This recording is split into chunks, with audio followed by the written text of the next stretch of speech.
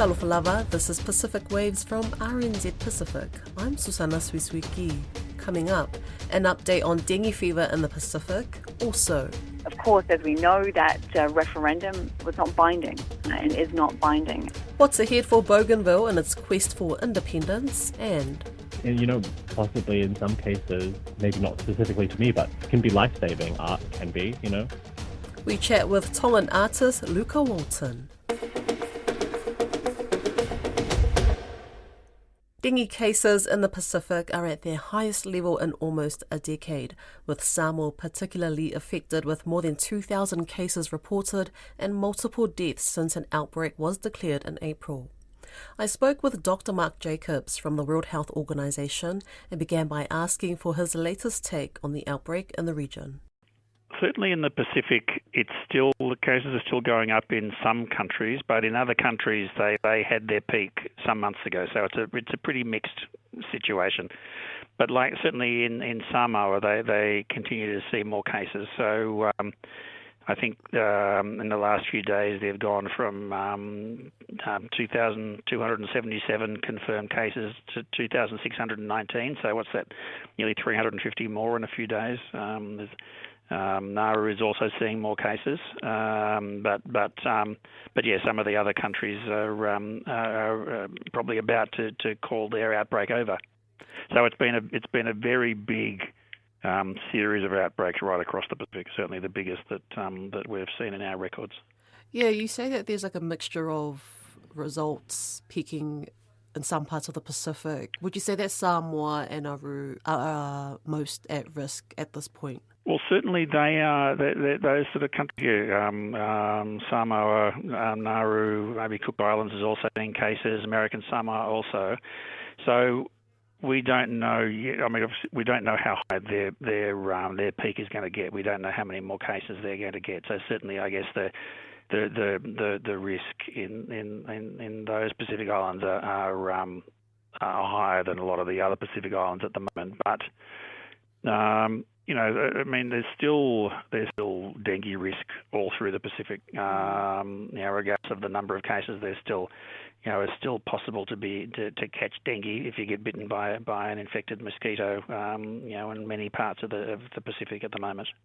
Yeah, why are we seeing Samoa being hit with so many cases in recent times? Yeah, so there's a few things that can play the part in working out why a country's seeing lots of cases again. So these are not unique to Samoa. It could be the same for Fiji when they had the big outbreak earlier on the year, Tonga and so on.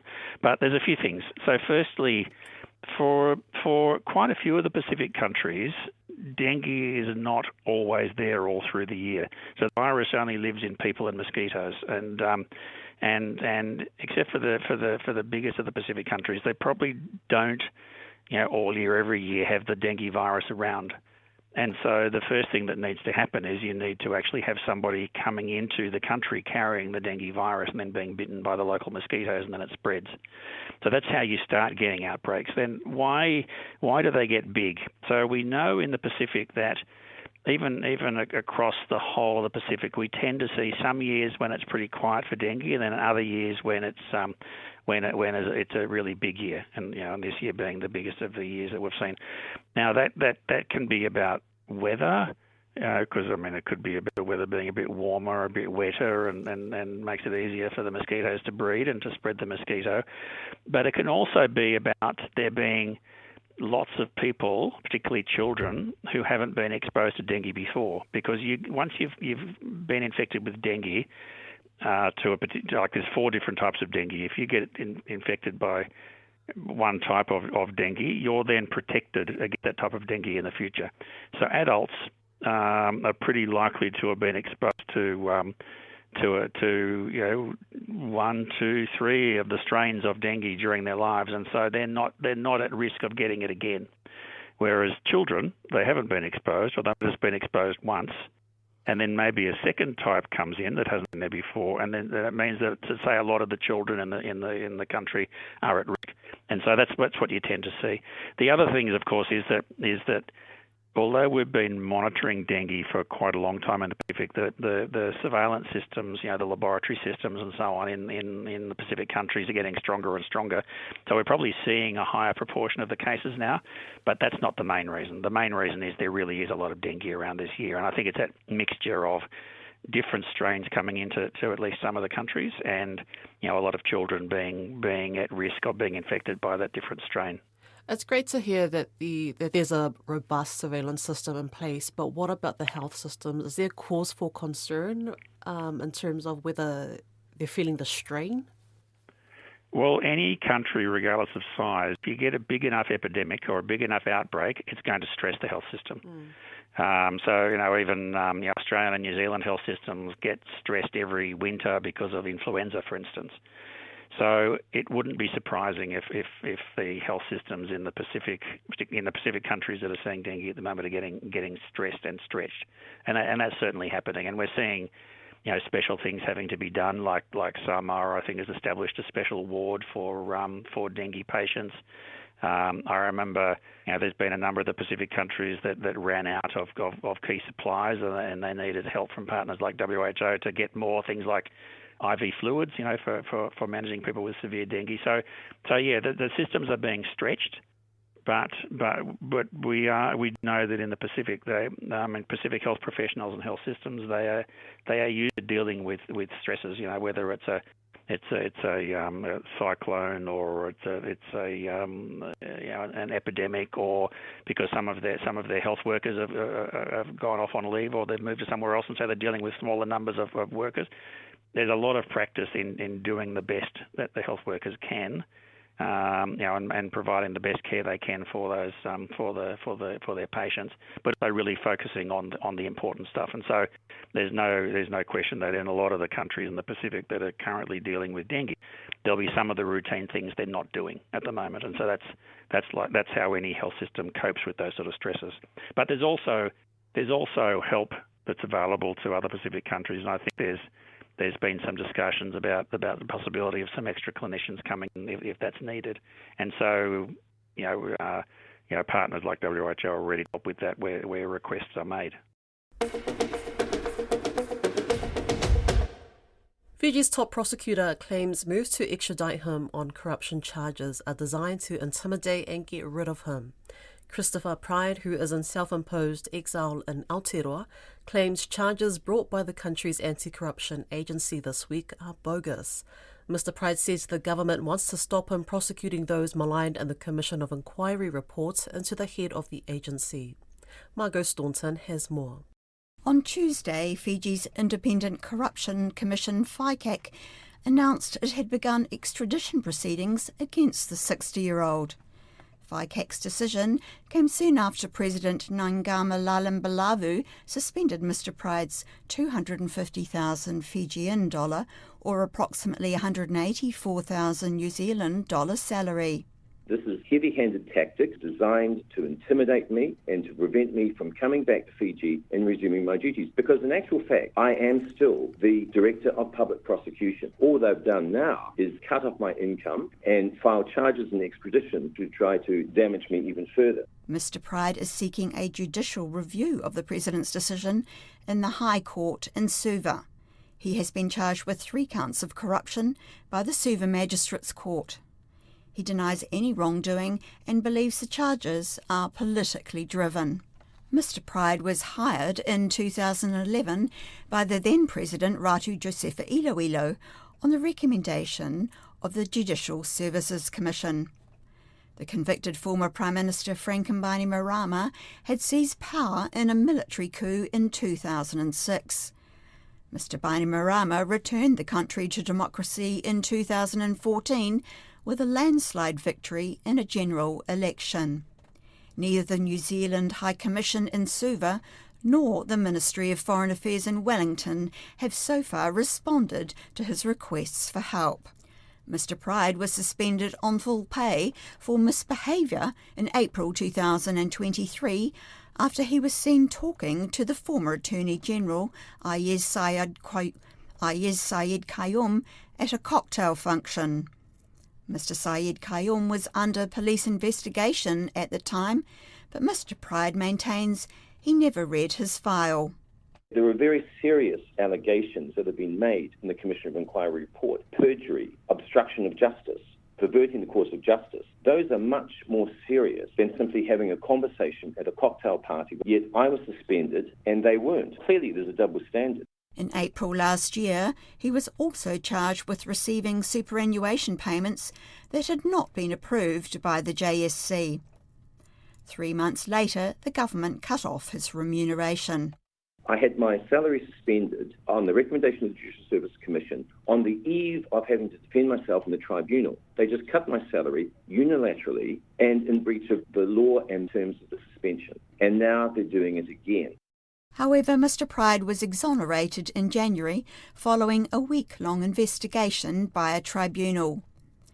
2 days after he was cleared, he was hit with fresh charges similar to those he is facing now. He claims he addressed them at the time. A spokesperson for FICAC declined to comment on Mr Pride's allegations, saying the matter was sub judice. The government's Director of Information, Samisoni Peretti, echoed their response. The court has adjourned the case until the 15th of September.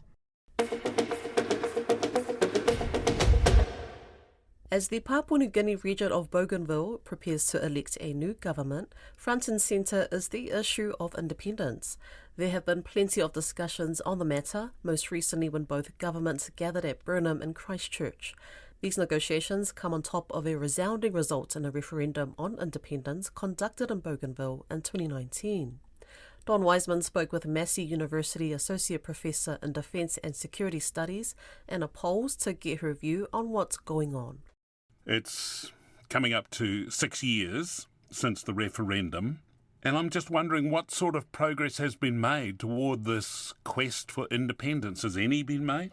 Well, Don, this is an incredibly challenging issue. As you said, we're coming up to the 6-year anniversary of the referendum, where around 97% of Bougainville's population voted for independence. But of course, as we know, that referendum was not binding and is not binding. And so we now find ourselves in 2025, where Bougainvillean and Papua New Guinean parties met in Burnham in New Zealand, Burnham Army Base, to work through these issues. And they ultimately came up with the Melanesian Agreement. They signed that in June this year, which really tried to shift the progress forward in terms of trying to seek a solution to an issue which really, as we know, dates back to pre-independence for Papua New Guinea.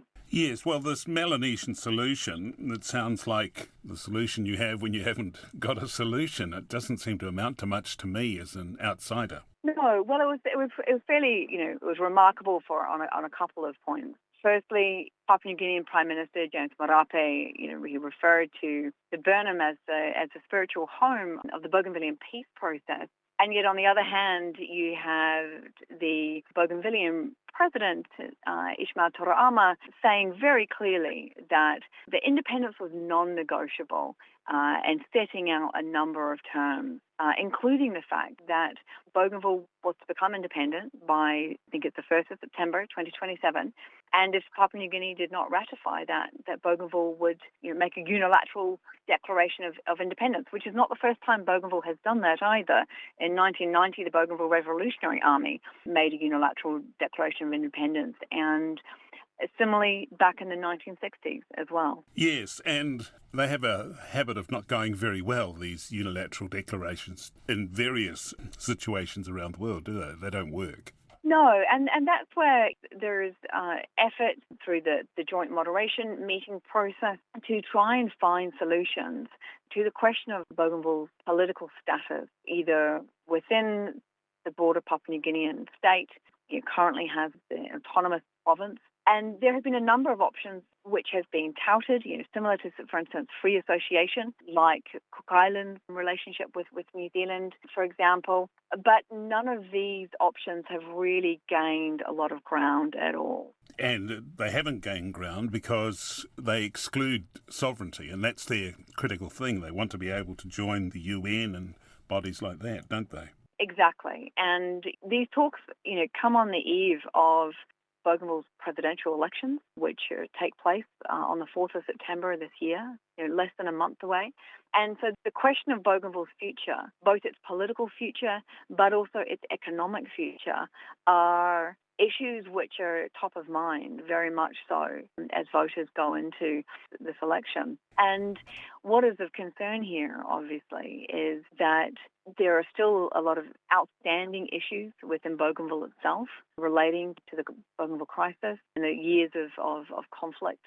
And it's very hard to see a potential way forward here, as Papua New Guinea has also been fairly clear in terms of its own position on this, in terms of not letting Bougainville break away fully. Yes, PNG has really not given any ground at all, have they, since the beginning of this process? No.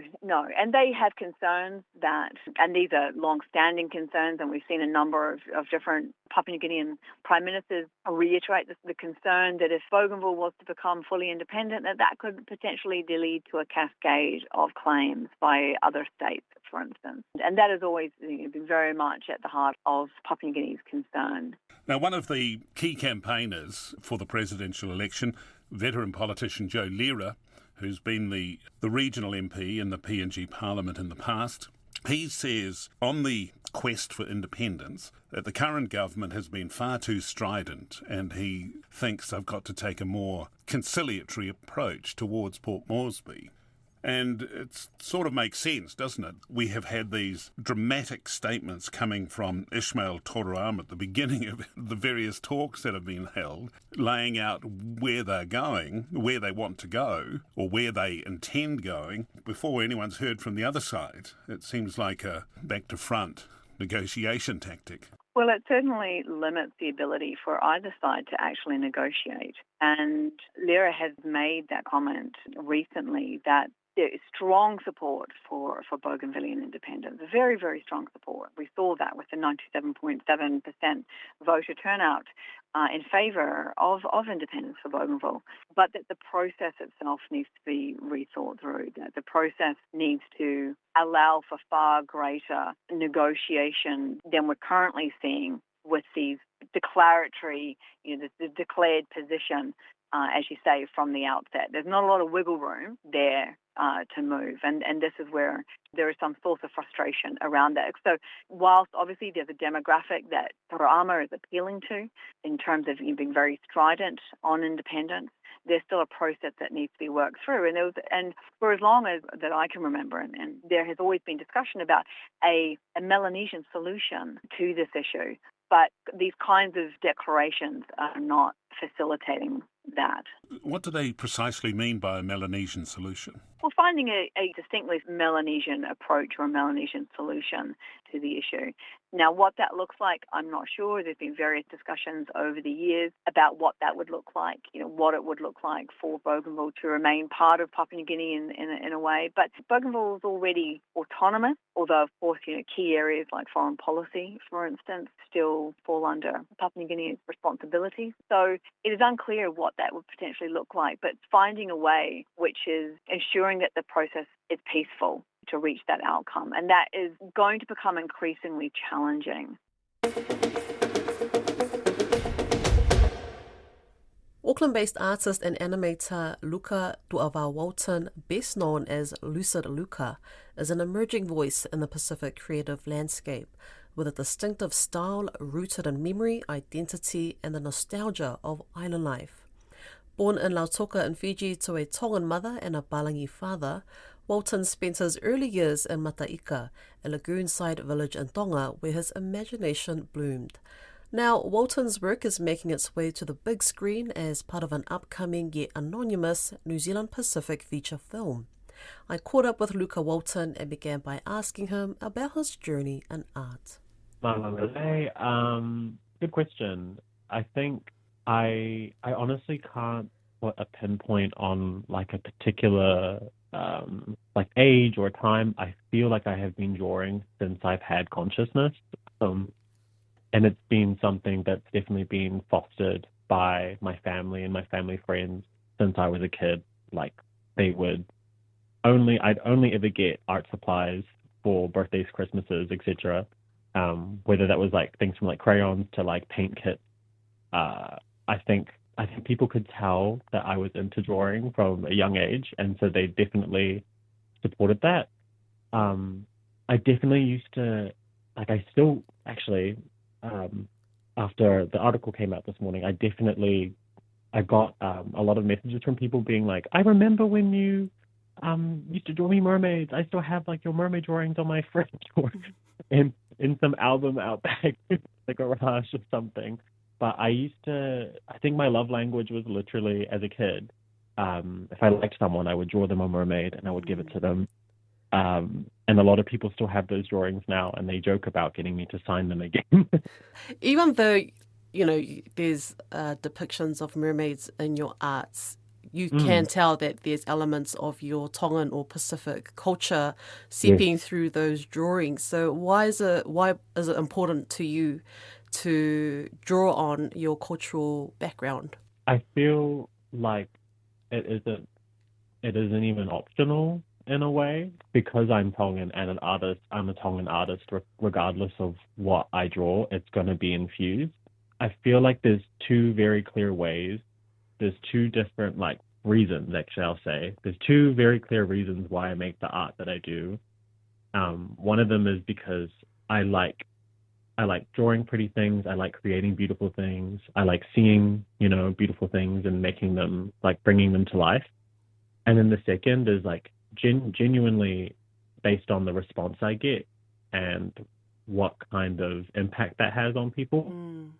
So I remember I started putting up art. I've had the same Instagram account since I was 15. So it's been a decade now of having that Instagram account.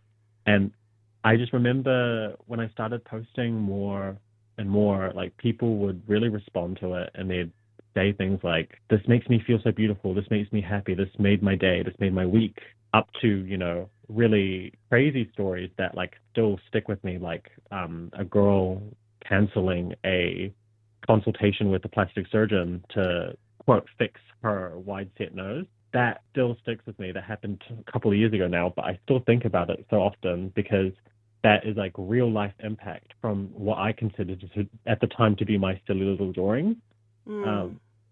And so I think realizing the real impact that creating visual art can have, culturally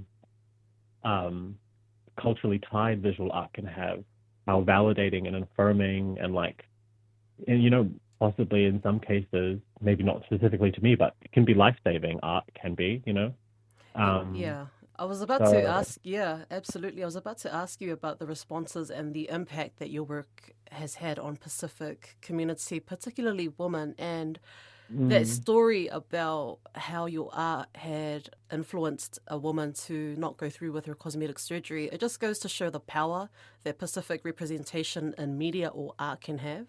I feel like, especially these days, we as Indigenous people can be made to feel quite silly for still caring about, trying to make things diverse or inclusive. But they very much have a very, very real impact. The next up-and-coming gen, the existing gen, older gen, there's a lot of older people revisiting, Mama and how they feel about, how they view their own culture or their ideals, their beauty ideals, because we've sensed a lot of different, maybe unattainable beauty ideals that, when we are such a beautiful people, we're gorgeous people inside and out.